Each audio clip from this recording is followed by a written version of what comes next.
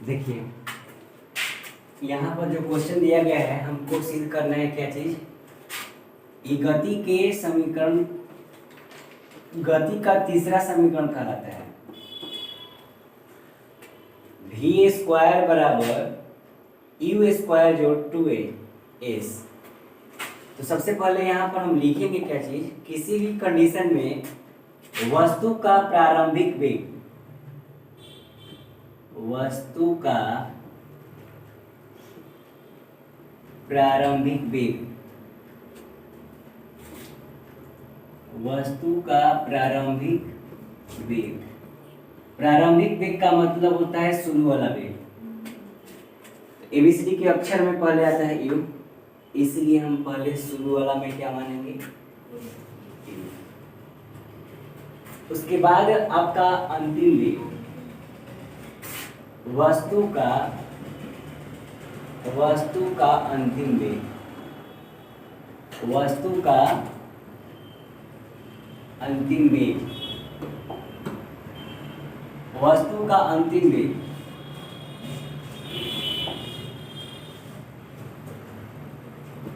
क्या मानेंगे, समयांतराल अर्थात समय क्या लेंगे, समय लेंगे t, समय लेंगे क्या चीज t, समय आपका हो गया क्या चीज t। एक और चीज हम लेते हैं, तय की गई दूरी और उसमें हम एक ब्रैकेट में कर दे रहे हैं विस्थापन, क्लियर। इसको s से हम डिनोट करते हैं s। ये पूरा का पूरा 4 स्टेप है।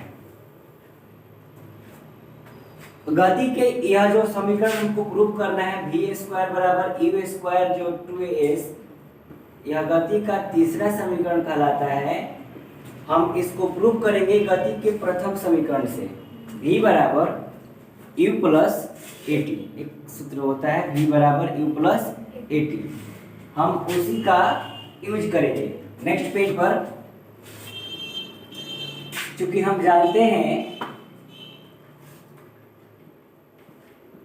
कि v बराबर u प्लस at होता है स्क्वायरिंग बोथ साइड, अर्थात दोनों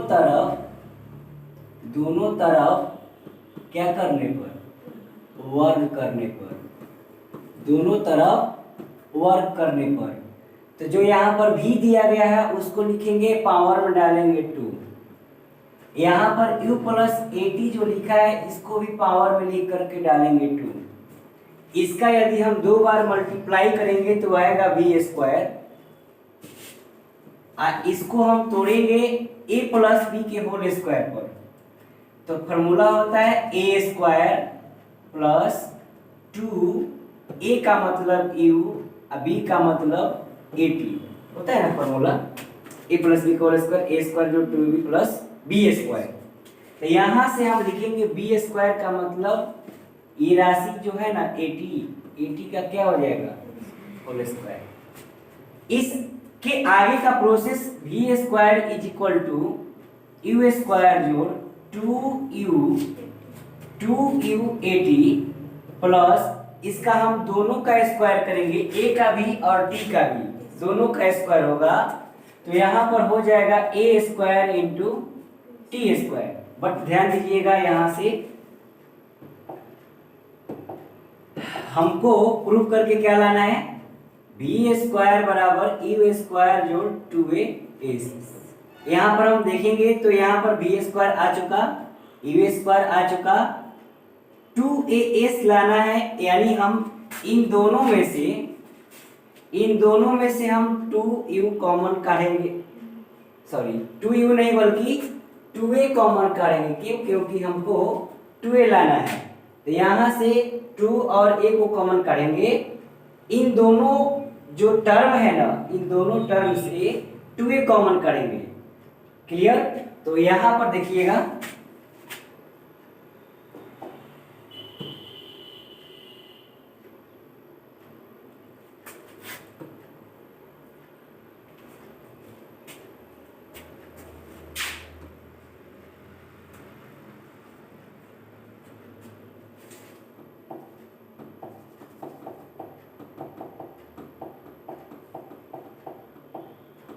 देखिए v square is equal to you square plus 2a common काढ़ेंगे तो 2a ब्रैकेट के अंदर होगा 2a। जब यहाँ से कॉमन आ गया तो आपका बचेगा यहाँ से u और क्या बचेगा t। देखिए यहाँ पर थोड़ा समझने वाली बात यह है कि यहाँ पर 2 नहीं है, तो जब भी कोई राशि कॉमन काढ़ा जाता है अंक के रूप में, जब नहीं रहता है तो यहाँ से 1/2 हो जाएगा। यदि हम 2 कॉमन काढ़ेंगे तो 1/2, यदि 3 लाएंगे तो 1/3, 4 लाएंगे तो 1/4 हो जाएगा। यहाँ से आपका a स्क्वायर में से एक a कॉमन आ गया है तो बचा है आपका a और t स्क्वायर जिनका 3। बस एक स्टेप और भी है। देखिए v square is equal to you square, जो 2a इतना की जगह पर एक फॉर्मूला होता है एस बराबर यूटी प्लस 1/2 AT स्क्वायर।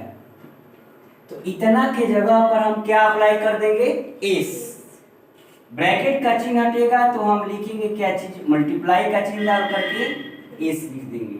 जब कैलकुलेशन करेंगे तो v square is equal to you square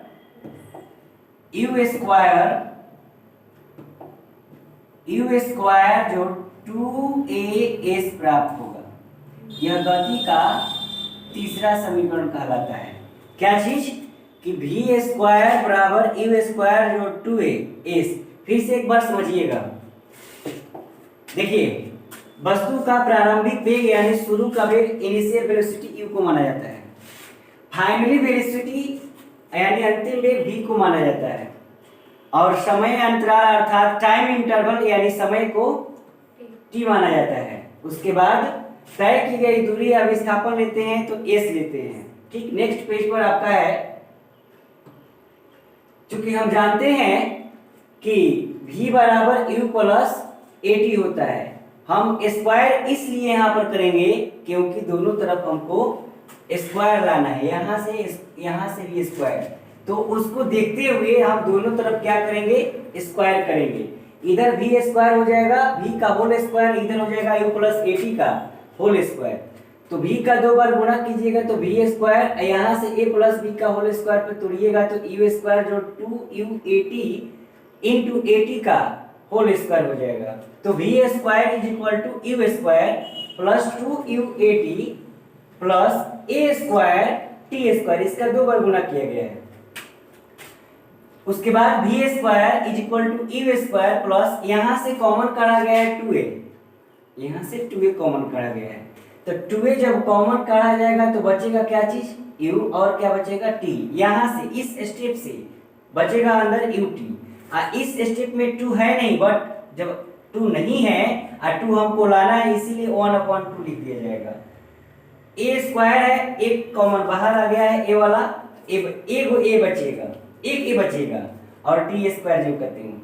अब यहाँ पर देखिए इसका फॉर्मूला होता है s, यानी यहाँ पर s is equal to ut plus 1/2 at square. इतना के जगह पर हम पुट कर देंगे s, तो गुणा का चिन्ह देकर हमने s अप्लाई कर दिया तो v square is equal to you square plus 2a में s से मल्टीप्लाई करने पर क्या प्राप्त हुआ 2as, अर्थात v square is equal to you square plus 2as। Clear, समझ में आ गया? तो चलिए फटाफट इसको नोट कर लीजिए फर्स्ट पेज से। हो गया क्लियर? क्लियर हो गया? आपका हो गया? चलिए ठीक है, तो मतलब इसको हटाते हैं। नेक्स्ट पेज पर नेक्स्ट क्वेश्चन लिखिएगा। अच्छा, दूसरा पेज लिखना है, ठीक है, बैक कर दे रहे हैं हम। 2 मिनट लिखिए, 1 मिनट लिखिएगा।